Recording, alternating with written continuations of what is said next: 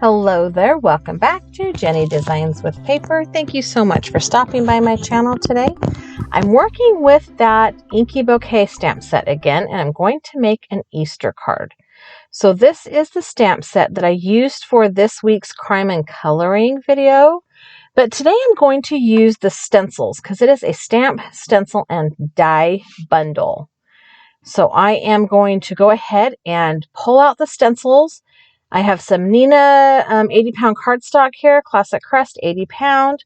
I will be using my sticky mat because I'm using the stencils. I need the paper not to move. And then I'm also going to use another product that is new in my craft room. It's not new to the craft world, it's just new in my craft room to kind of hold my paper in place. So I have half of a sheet of Nina Classic Crest Solar White 80-pound cardstock here, and I'm just placing this image in the center. I learned with the Altenew Swamp Buttercup stencil and die set that use a bigger piece of paper than a card front. I'm going to ink this up in Simon Says Stamp Intense Black ink. I do end up inking it twice because I did not get a very good impression the first time around. So all of these layering stencils usually have some kind of a tick mark or a registration mark so that you can line each of the, you put the paper inside that the tick mark, right, the registration mark, and then you know how to line up each stencil. But I do not have very good luck with that at all. A lot of times I actually do the stenciling first and just put the stencil down at the bottom corner of my paper, and then I stamp when I'm done.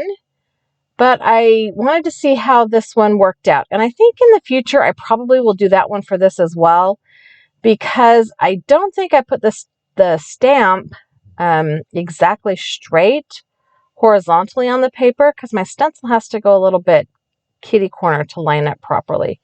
So I don't know, just something to think about. It doesn't really matter, I don't think, if you stamp it first and then stencil it. But anyway, so this is the new product. This is the Tonic Studio Tim Holtz Media Grip Mat. There we go. And I have unrolled it and laid it on my glass work surface, and I'm putting my sticky mat down on top of it. And now, theoretically, I've never used this before today, my paper won't slide all over the place. So I've developed kind of a love-hate relationship with my glass mat. I love it because it's so easy to clean. I hate it because everything slides all over the place. So, stencil number 1. I did point out that the stencils are numbered in the top left-hand corner. I am going to line this up, and the first thing we're doing are these larger blooms. This is the first thing we're ink blending, and I'm using some Post-it tape to hold my stencil in place. I am using similar colors to the way I colored this stamp set on Monday. I'm using a coral and a yellow for the flowers. I'm using my Stampin' Up! Ink pads. Now, I don't know if these colors are still in existence. I don't know. These are just what I have in my craft room. And this is the only brand of full-size full-size stamp pads that I own, with the exception of a few archival inks. So, okay. First layer of the coral flower down. The next stencil number 2, is the first layer of the next flower, and I will be doing this flower in yellow as well.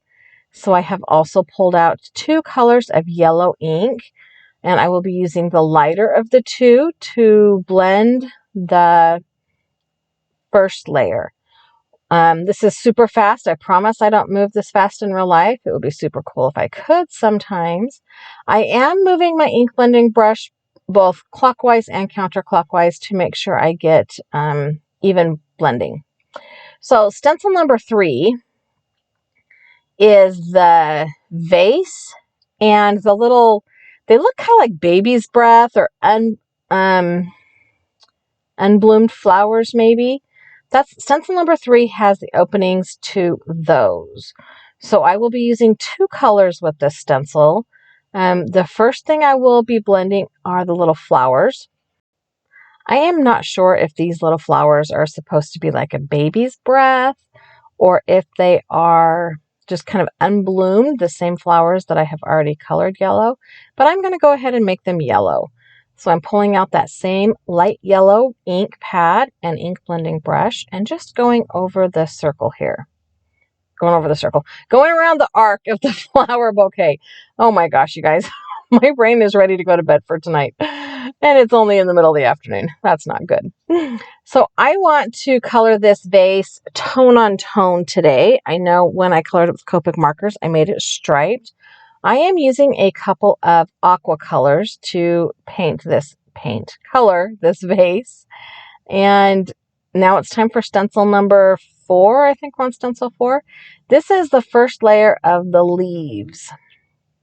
So once I get this all lined up, and I've used that same 2 pieces of Post-it tape for each stencil. Also, I'm using my Cricut spatula to pick the stencil up off of the paper because I don't want to drag my nail polish across the paper and get green nail polish somewhere where I don't want it. When I started this ink blending process, I was not sure if I was cutting out this, using the die cut with this image or not. So yeah, wasn't quite sure about that. Now there are a couple of places. So this stencil also does the stripes on the vase. So there were a couple of places I needed to mask off. So I just grabbed a Post-it note off my desk, ripped that sucker in half and went to town. Now it's time to do the stripes on the vase. So stencil 4 has the first layer of the greenery and the second layer of the vase. And then I'm going to take these Post-it note pieces again and just mask off the leaves. And that one piece was so wet with the ink, it wouldn't even stick down. So whatever, I made it work. Stencil number 5 is the shadows of both sets of flowers. So this was a little bit tricky. I did have to be very cautious of where I was blending. I pulled those Post-it note pieces back in again because I didn't want to get the dark coral in my light yellow ink. That's not the look I was going for. Not that it would be bad. It would probably be beautiful. But it was not the look I was going for today.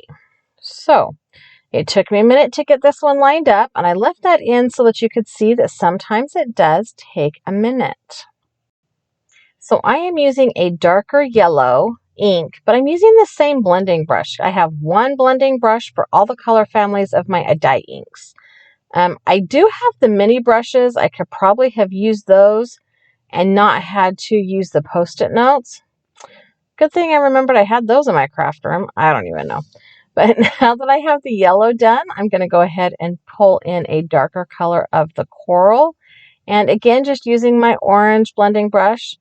I figure it's the same flower, so it's not like I'm putting that lighter orange ink where it wasn't already. So yeah, whatever. Stencil number 6 is the shadows to the leaves and the greenery at the base of the yellow flowers. So I am just going to go all over all of these openings with the same color of dark green. This one was also a little bit tricky to line up. Not quite as bad as the insides of the flowers, but it was a little bit tricky to get the leaves all lined up. So I've pulled out that same green ink blending brush and a darker green ink. Like I said, I don't know if any of these colors are still in the Stampin' Up! Family. Use whatever inks you have. These are just the ones that I have. So now that I have ink blended this completely with all 6 stencils, I'm going to put it back in my MISTI and overstamp it. There are a couple of places where some of that fine line work was blended over and isn't quite as sharp. I'm also going to use this VersaFine Clair Nocturne Black ink. I feel like it gives it a little bit of a better, crisper line. I don't know. It's probably just me and my old eyes. That's just how I feel about it. I'm going to close my lid on my MISTI. I'm going to grab a rag and just do a very gentle swipe over the front of my panel. So now I have to decide what to do with this. The die that is included or that it coordinates with this bundle does not go in between all of those little flower bunches. It kind of cuts everything in one bunch. So there is a lot of white space behind there. I did decide to cut it out. I kind of think maybe that wasn't the best idea in hindsight, because it did take me a minute to figure out that the plan I had in play was not going to work with, wasn't going to look the way I want. It would have worked fine. It would have gone together fine. It would not have looked the way I wanted it to look by cutting it out. And I'll show you what I mean. So I have my stamped image here, and you can see there's a lot of white space behind there. And my plan was to take this card base. I have a white heavyweight card base. This is 110 pound cardstock. I think it's a ream I bought at Hobby Lobby when all their paper was on sale, because I buy paper even though I don't need it sometimes. Anyways, I'm going to use my scoreboard to create a score line in this card base. It's really important because this is a heavy duty cardstock. So we need to make sure we have that crease in there so that it folds nice and crisp and clean. It doesn't have that broken bumpy edge that sometimes happens when you are folding cardstock. So my plan was to grab the lightest coral color and do a little bit of ink blending behind, like in the center of the card front, and then put the image on top of it. Which in theory sounds fabulous, right? It sounds like it would be just perfect. It'll be just enough to pull that image off the background and give it just a little something, something. But the reason I feel like it didn't work was because of all the white space in between the blooms. You couldn't really see it, and it felt like, eh. So, yeah. I didn't love it. I think that if I wanted that look, I would blend the card front, stamp over it, and then ink blend the flowers. So I decided instead to pull a piece of pattern paper out, because then at least that white space looks intentional. So I just grabbed a light yellow diagonal stripe, and I've pulled out a really old stamp set. It's Teeny Tiny Wishes, because it has every holiday and season and thing you can imagine. And I have stamped and trimmed out my sentiment off camera. It's tiny. It's hard to see. There's no reason for you to watch that because my finger's in the way and you can't see what I'm doing anyway. But it is a really old stamp set from Stampin' Up. It's called Teeny Tiny Wishes, I think. And I'm just going to use the same card base. I'm sticking that yellow diagonal pattern paper right over the top of my card panel. I think this is an old, My Mind's Eye paper, I think. And then I'm going to center my floral bouquet right in the center of my card. I did go back and forth about whether or not I wanted foam tape, but I decided to no, leave it flat, let that white space look intentional and, all the things. And originally I pulled out this sentiment set because I wanted to stamp it on a little piece of paper and stick it up here high in the flower bunch and then draw a stem underneath it like it was the florist greeting tag. But I just couldn't find a place to put it that I liked it. So I changed my mind. And you know what? That's okay. Card makers, you have the prerogative to change your mind mid-card making all the time. It is totally your prerogative. You do what you need to do to make that project come out the best you can. That's all I'm saying. So that white space up there would have been an excellent place to add that little sentiment, but I couldn't find a good place to put it and draw the stem, like with a pen and a ruler, to make it look like the floral tag.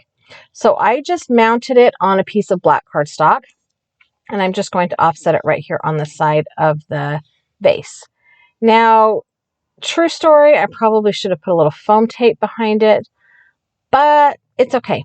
It looks good. So that is a very different look than the look I got when I colored this same image with Copic markers. Thanks for hanging out with me for a little bit today. I have a couple of other videos here I think you might like, as well as a subscribe button. If you have not subscribed to my channel yet, I would love it if you did. Leave me a comment down below, give me a thumbs up, and have a really fabulous day.